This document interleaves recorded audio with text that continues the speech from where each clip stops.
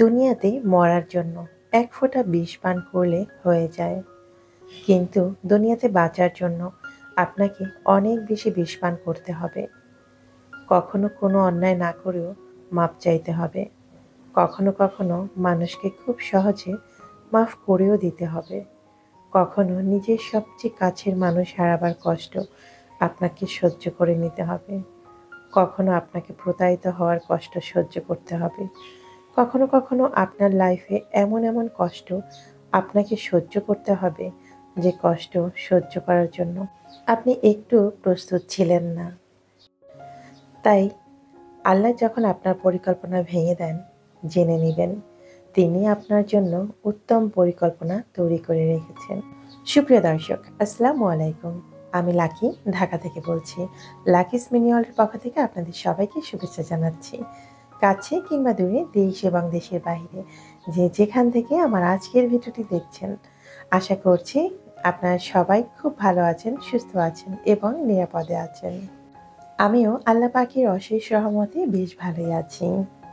চলে এলাম আজকে নতুন আরেকটি দিনের গল্প নিয়ে। না, আজকে কোনো একটি দিনের গল্প নয়, আজকে একটি মাছের গল্প নিয়ে আসলাম। আপনারা আমার গত পর্বের ভিডিওতে দেখেছেন আমি ছোট্ট একটা একুরিয়াম তৈরি করেছি, যেখানে শুধুমাত্র মা মাছগুলোকে রাখা হবে বাচ্চা দেওয়ার জন্য। অলরেডি সেই মা মাছটা কিন্তু বাচ্চা দিতে শুরু করেছে। আপনারা ফুটেজটা লক্ষ্য করলেই বুঝতে পারবেন যে অ্যাকুরিয়ামের মধ্যে কিছুক্ষণ পরপরই কিন্তু মা মাছটা বাচ্চা ছাড়ছেন, আর ছোট ছোট বাচ্চাগুলো উপরে কিন্তু ভেসে উঠছেন। তার থেকেও দুঃখজনক বিষয় হচ্ছে মা মাছটা বাচ্চা দিচ্ছেন, আবার সঙ্গে সঙ্গে নিজের বাচ্চা নিজে খেয়ে ফেলতে চাচ্ছেন। অনেকগুলো বাচ্চা কিন্তু অলরেডি খেয়ে ফেলেছেন। এই বিষয়টা দেখে আমার সত্যি ভীষণ খারাপ লাগছে। এই যে দেখেন কিভাবে মা মাছটা নিজের বাচ্চাকে ধাওয়া করে বেড়াচ্ছে।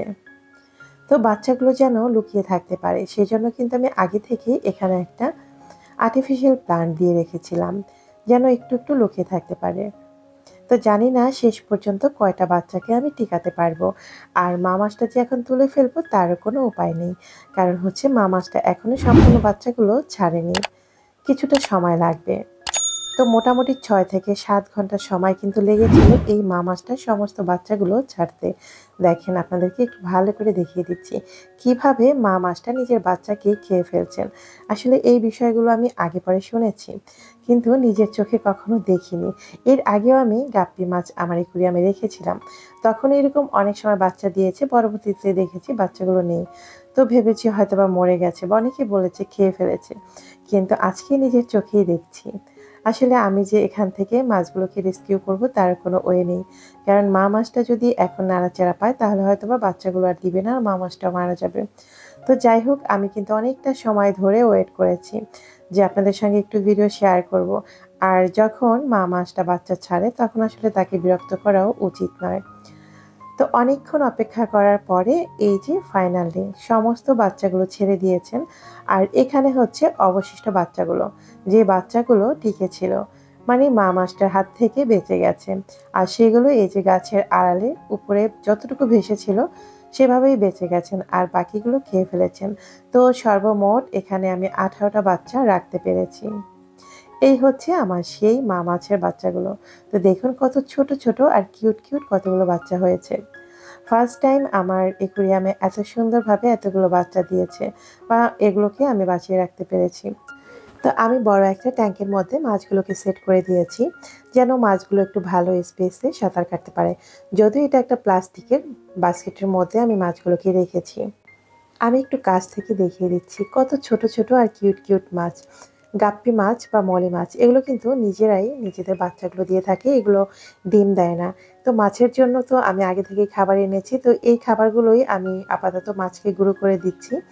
আর হচ্ছে ডিমের কুসুম, সেটাও খুব বেশি একটা দেওয়া যাবে না, সপ্তাহে একবার দেওয়া যাবে। তো আপনারা যারা অ্যাকুরিয়ামে মাছ পালেন বা এভাবে গাপ্পি মাছের বাচ্চা দিয়েছে, তো কিভাবে মাছগুলোকে যত্ন নিতে হবে কিংবা বড় করতে হবে সেটা অবশ্যই আমাকে কমেন্ট বক্সে জানাবেন। আমার যতটুকু আইডিয়া আমি সেভাবেই কিন্তু মাছগুলোকে পালন করছি। তো আজকে এই ছোট্ট ভিডিওটা নিয়ে কিন্তু আপনাদের সঙ্গে হাজির হয়েছি। আজকে কোনো ব্লগ ভিডিও শেয়ার করিনি। তো জানি না আমার কোন কোন ভাইয়া বা আপু এখন পর্যন্ত আমার ভিডিওটির সঙ্গে আছেন। যদি ভিডিওটি ভালো লাগে অবশ্যই লাইক করে যাবেন, আর ভিডিও বিষয়ে মতামত থাকলে সেটা কমেন্ট বক্সে জানিয়ে দিবেন। আর আপনি যদি আজকে প্রথম আমার চ্যানেলটি ভিজিট করে থাকেন, তাহলে আপনাকে বলছি আমার কোনো কথা বা কাজ যদি আপনার কাছে ভালো লাগে, তাহলে আপনি চাইলে আমার ছোট্ট পরিবারের একজন সদস্য হয়ে থেকে যেতে পারেন আমার চ্যানেলটি সাবস্ক্রাইব করে। এখানে যে মলি মাছটা দেখতে পাচ্ছেন, এটা কিন্তু বড় অ্যাকুরিয়ামের মধ্যে। মানে আমার যে অ্যাকুরিয়ামের মধ্যে আমি ছোট মাছগুলো পুষি সেটার মধ্যে। এটা হচ্ছে মলি মাছ। আর এই মলি মাছটাও কিন্তু অলরেডি লোড হয়ে গেছে। মানে এটাও খুব শীঘ্রই বাচ্চা দিবে। এই যে দেখতে পাচ্ছেন বাহির থেকে বোঝা যাচ্ছে এর পেটের মধ্যে কিন্তু বাচ্চা আছে।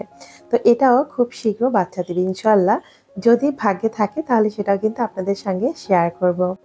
এছাড়াও অ্যাকুরিয়ামে বেশ কিছু মাছ আছে যেগুলো কিন্তু বাচ্চা দিবে, বা কিছু কিছু মাছ আছে যেগুলো আসলে পেটে ডিম আছে সেগুলো ডিম ছাড়বে।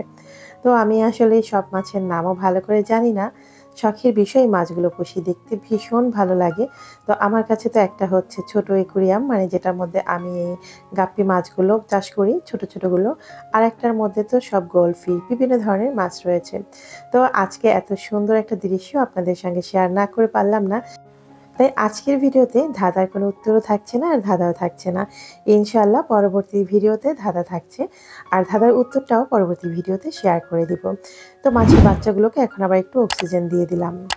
আরেকটা কথা, আমার এই অ্যাকুরিয়ামের বেশ কিছু মাছ কিন্তু মরে যাচ্ছে। কেন মরে যাচ্ছে ঠিক বুঝতে পারছি না। পানিও পরিষ্কার, সবকিছু ঠিকঠাক আছে।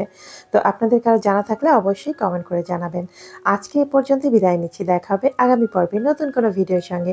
ততক্ষণ আপনারা ভালো থাকবেন, সুস্থ থাকবেন। আল্লাহ হাফিজ। আসসালামু আলাইকুম।